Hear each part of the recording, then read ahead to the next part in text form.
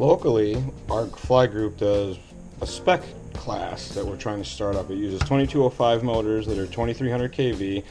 We originally started with a 20 amp speed control limit, any frame, and we run 5-inch 2-blade 50-45 props. Oddly enough, all the same stuff that I kind of fly anyway. So this will be my build. Flight control, there's a power distribution and board in there, some lights, extra power caps, my Fox heater camera, 25 milliwatt VTX, 4 Hobbywing 20 amp speed controls, and 4 2205 2300s. Should be a good build. I'm going to pop this out and get it sanded up nice and smooth, and we'll get this started. Oh, got everything for the frame kit out of the bag. This is the Show Me What You Got Shrike Style. Real basic layout, uses 7 standoffs and basically replaceable arms. All I do is chamfer the edges of the battery slots a little bit. I like to take the edges off of these guys just so when you're handling it, it's not chafing you up too much. Nice 4mm arms. Looks like, I don't know, 1.5 mil, 2 mil deck. Not sure. I've seen plenty of these put together. It's a good build. A couple of my buddies have them, so looking forward to getting my own Shrike Style.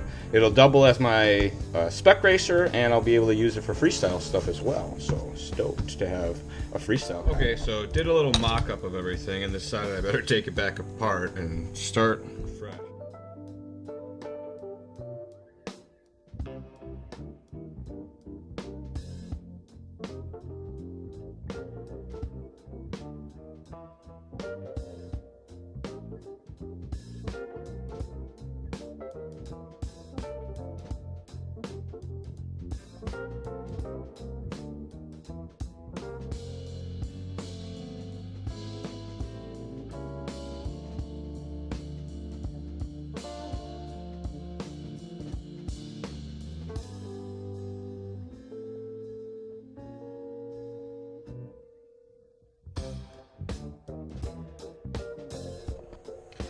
Had some camera issues.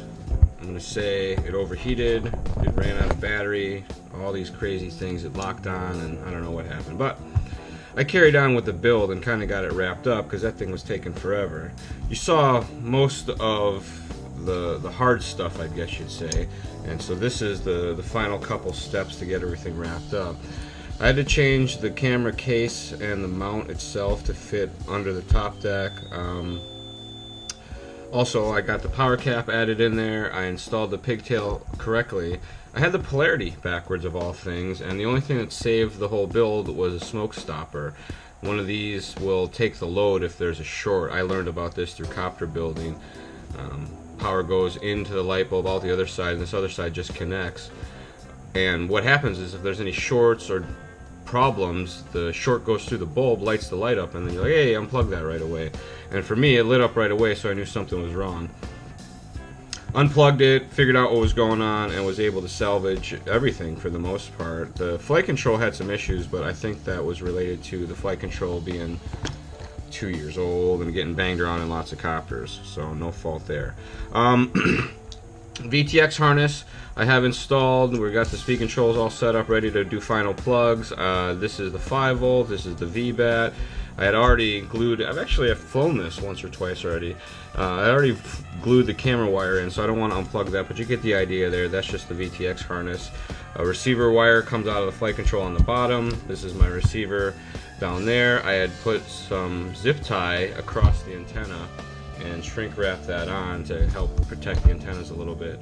And how I am going to put this together is the VTX is going to sit right back here on top of the receiver. I'll put a zip tie around the antenna here to keep that all secure.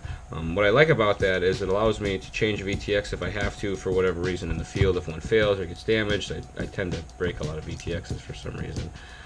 This guy plugs in here, put some double side tape and then zip tie that on there, and then this all pretty much stays out of the way. So that is easy to do at any time. I'll actually put that in last. The 5-volt power comes off the PDB. That's this little guy here. I'm going to put that in the 1, 2, 3, 4, 5th rail down. Black goes all the way to the outside. The speed control number 1 goes over there at the first rail. These are all marked. Put that in. This is speed control 2. What I try to do is get these to not twist or jink up before I get them bundled. This is number 2. This is number 3. And the front one is number 4. 1, 2, 3, 4.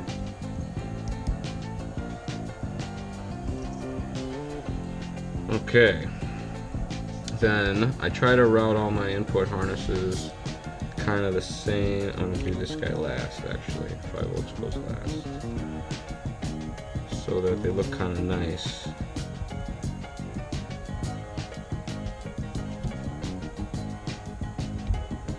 For pictures, I just like my wires to all be kind of routed the same way because it looks nice. People are laughing because they're looking at this spaghetti thing that I got going on, and they're like, that's not even close to this. But compared to some of the other things I got going on with wiring, this is pretty nice. The VBAC goes in, the 5 volt goes in, everything else gets tucked, and then the piece that makes this all work, because you're probably thinking, that's great, now you got all these wires laying around. There's a little plastic piece of Lexan that I cut out. It's got a bunch of glue on it because I had my beeper and those LED wires glued onto this. So let me get all this off before I stick it back in. Little relief cut in it for the USB too. Make sure my flight control holds right.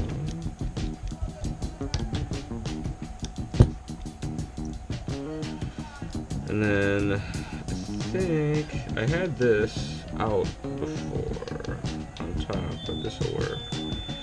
Keeps it from moving around, keeps everything nice and snug. And this guy just sits on top of all of that and holds the wires down so that during the many crashes that happen, none of the wires get pinched or moved around or have to wiggle or do anything to become damaged in any way.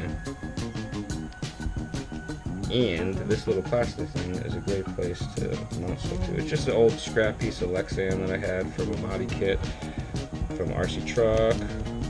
Anything works. You can use plastic packaging if you need to. And then if you got any wires that get pinched, make sure you don't leave those guys in there to get hurt.